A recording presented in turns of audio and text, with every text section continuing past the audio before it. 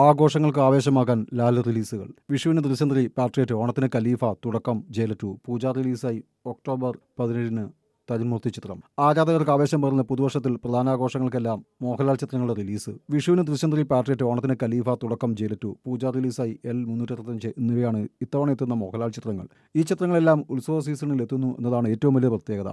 Mohanlal, Jithu Joseph കൂട്ടുകെട്ടിലെത്തുന്ന ദൃശ്യം 3 April 2-ന് ലോകവ്യാപകമായി release ചെയ്യും. മമ്മൂട്ടി, മോഹൻലാൽ ഒരുമിക്കുന്ന ബ്രഹ്മാണ്ഡ ചിത്രം പാട്രിയറ്റ് ഏപ്രിൽ 23-നാണ് ലോകവ്യാപകമായി റിലീസ് ചെയ്യുന്നത്. മഹേഷ് നാരായണൻ രചനയും സംവിധാനം നിർവഹിക്കുന്ന ചിത്രം 2020-ക്ക് ശേഷം ഏറ്റവും കൂടുതൽ താരങ്ങൾ അണിനിരക്കുന്ന ചിത്രം കൂടിയാണ്. ഓണം റിലീസായി എത്തുന്ന ഖലീഫ, തുടക്കം, ജയിലർ 2 എന്നീ ചിത്രങ്ങളിൽ മോഹൻലാൽ അതിഥി വേഷത്തിലാണ് എത്തുക.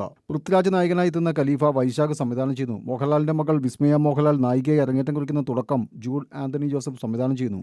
ജയിലറിലെ കഥാപാത്രത്തിന്റെ തുടർച്ചയായി രജനീകാന്ത് ചിത്രം ജയിലർ 2-വിൽ മോഹൻലാൽ എത്തുന്നു. തുടരുമെന്ന ബ്ലോക്ക് ബസ്റ്ററിന് ശേഷം മോഹൻലാലും തരുൺമൂർത്തി ഒരുമിക്കുന്ന പെരിയലാത്ത ചിത്രം പൂജ റിലീസായി ഒക്ടോബർ 17-ന് തിയേറ്ററുകളിലെത്തും. ഏറെക്കാലത്തിന് ശേഷം മോഹൻലാൽ പോലീസ് വേഷത്തിലെത്തുന്ന ചിത്രത്തിൽ മീര ജാസ്മിനാണ് നായിക. രചന രതീഷ് രവി, ഛായാഗ്രഹണം ഷാജികുമാർ.